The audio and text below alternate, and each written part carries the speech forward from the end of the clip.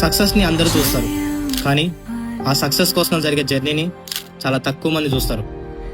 కొన్నిసార్లు మనం చేసే పని కరెక్ట్ అని మనకు తెలుసు, కానీ ప్రపంచానికి చెప్పడానికి ధైర్యం సరిపోదు.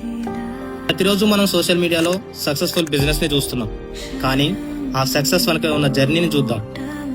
నేను కూడా ఒక విజన్తో స్టార్ట్ చేశాను. బిజినెసెస్కి ఆపర్చునిటీస్ క్రియేట్ చేయాలి, కస్టమర్స్కి రైట్ కనెక్షన్స్ని అందించాలి. అదే కనెక్సా.